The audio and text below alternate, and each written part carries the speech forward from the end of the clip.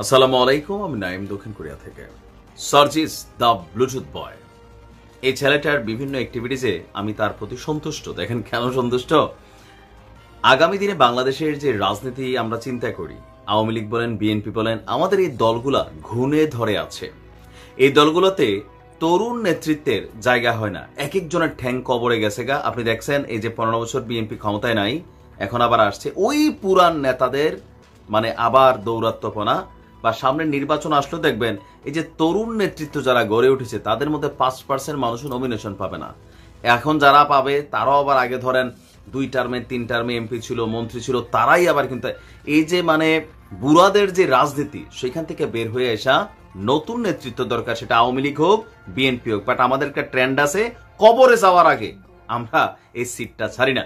তো সেক্ষেত্রে আমি মনে করি সার্জিসের মতন যারা আছে তারা একটা জিনিস বাংলাদেশকে দেখাচ্ছে, কোনটা যে তরুণদের নিয়ে যারা মনে করেন পোলাপাইন মানুষ কি বোঝে, তারা কিন্তু মেসেজ দিচ্ছে কি বুঝে। যেটা এই মুহূর্তে আমার মনে হয় আমাদের ডক্টর ইউনূসও যে কাজটা করতে পারেন নাই, যে কথাটা বলতে পারেন নাই, উপদেষ্টাদের মধ্যেও শক্তভাবে এই কথাটা যারা এখনো মোদির কান পর্যন্ত নিতে পারেন নাই, সার্জিস আজকে সেই কাজটা করে দিয়েছে। কি করছে জানেন?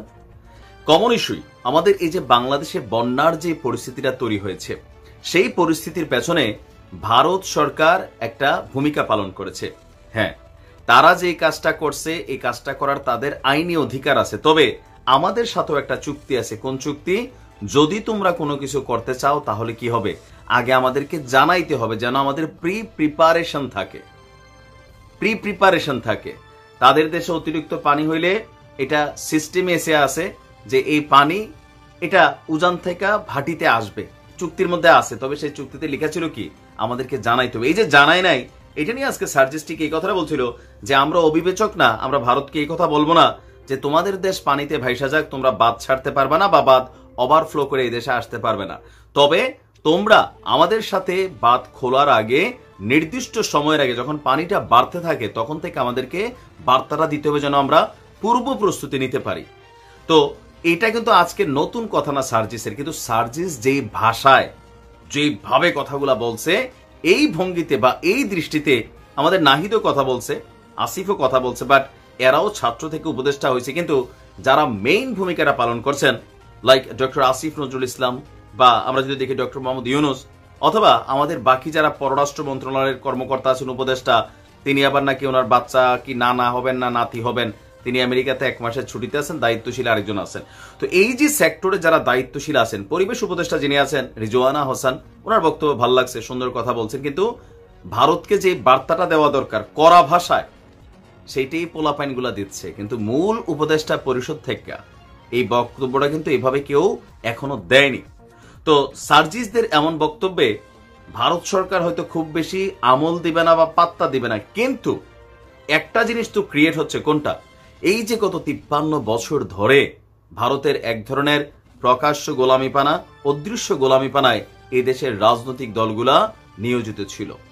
কেউ কম বেশি করছে, আর কেউ হয়তো ধরেন পেছনে করছে, কিন্তু এভাবে ভারতের বিরুদ্ধে শক্ত অবস্থান নেওয়া সরকারের সাথে কানেক্টেড লেয়াজো টিমটা, এটা আমি প্রথমবারের মতো দেখছি।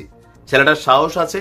তবে আমি সার্জিসের উদ্দেশ্যে আরো একটা বার্তা দিতে চাই, বাংলাদেশের বিভিন্ন জায়গায় সমন্বয়কদের নাম পরিচয় দেওয়া আরো কিছু কর্মকাণ্ড কিন্তু ইতিমধ্যে শুরু হয়েছে। বিশেষ করে বন্যার্তদের ত্রাণ দিতে যাওয়ার পর লোকাল এরিয়াগুলোতে অনেকেই সেখানে কিন্তু অস্থিতিশীল একটা পরিবেশও ক্রিয়েট করছে। পাশাপাশি বিভিন্ন জায়গায় প্রাইমারি স্কুল, হাই স্কুল অথবা ইন্টারমিডিয়েট সেকশন পর্যন্ত শিক্ষকদের সাথে অনেক ধরনের বেয়াদবিও হচ্ছে। এটাও তোমরা দেখবা, এটাকে কন্ট্রোল করার চেষ্টা করবা। তোমরা হয়তো মেইন টিমকে লিড করছো, বাট বাকিদের প্রতি তোমাদের কি বলে যে চেইন অফ কমান্ড, সেটা থাকা কিন্তু খুবই জরুরি। না হলে কি হবে, যে ওই যে ছাত্রলীগের কোন একজন বদরুল সিলেটে খাদিজারে কোপাইছিল, ছাত্রলীগের নাম হয়ে গেছিল বদরুল লীগ। তো এরকম বদরুল কিন্তু সমন্বয়কদের মধ্যে কিছু দেখা যাচ্ছে, বিশেষ করে রিজনাল এরিয়াগুলোতে। তো সেখানে এই কমান্ডিংটা অথবা এই চেইন অফ কন্ট্রোলটা রাখতে হবে, নয়তো বদনাম হয়ে যাবে। তো সার্জিসকে ধন্যবাদ। মোদির বিরুদ্ধে যে হুঁশিয়ারি বার্তা পাঠিয়েছি, এটা আমরাও পাঠাই দিছি আগে, বাট তারপর আমি অপেক্ষা করতেছিলাম সার্জিস কখন কথা বলে।